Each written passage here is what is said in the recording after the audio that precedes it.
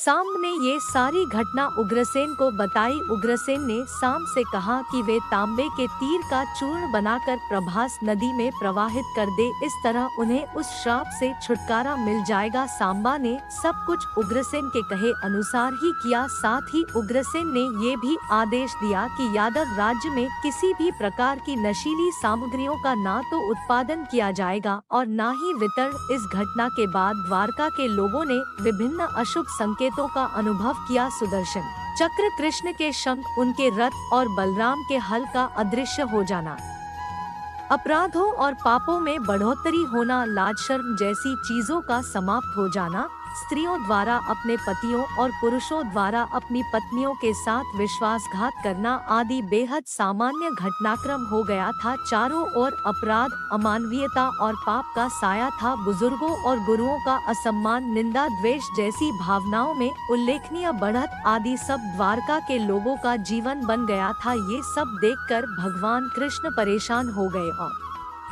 उन्होंने अपनी प्रजा से प्रभास नदी के तट पर जाकर तीर्थ यात्रा कर अपने पापों से मुक्ति पाने को कहा। सभी ने ऐसा ही किया, परंतु जब सभी यादव प्रभास नदी के किनारे पहुँचे तो वहां जाकर सभी मदिरा के नशे में चूर होकर भोगविलास में लिप्त हो गए।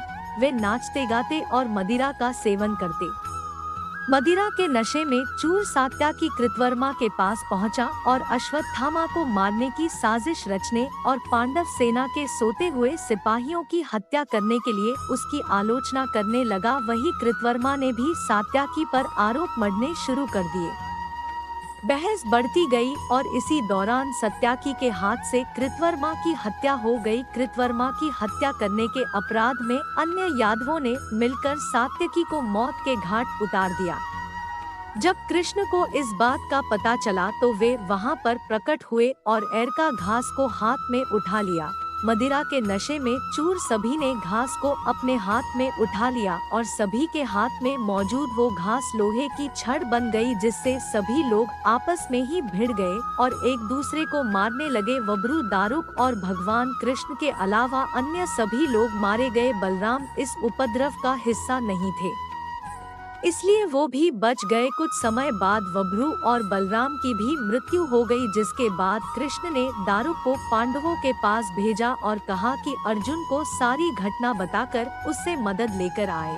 दारुक इंद्रप्रस्थ की ओर रवाना हो गया और पीछे से ही श्री कृष्ण ने अपना देह त्याग दिया। कृष्ण की मृत्यु की घटना प्रभास नदी से ही जुड़ी है, जिसमें लोहे की छड़ का चूर्ण बहाया गया था। लोहे की छड़ का चूर्ण एक मछली से निगल लिया और वह उसके पेट में जाकर धातु का एक टुकड़ा बन गया। जीरू नामक शिकारी ने उस मछली को पकड़ा और उसके शरीर से निकले धातु के टुकड़े को नुकीला कर तीर का निर्माण किया। कृष्ण वन में बैठे ध्यान में लीन थे। जीरू को लगा वह कोई हिरण है। उसने कृष्ण पर तीर चला दिया, जिससे श्री कृष्ण की मृत्यु हुई। ऐसी वीडियो देखने के लिए चैनल को लाइक करें, सब्सक्राइब करें, शेयर करें। धन्यवाद।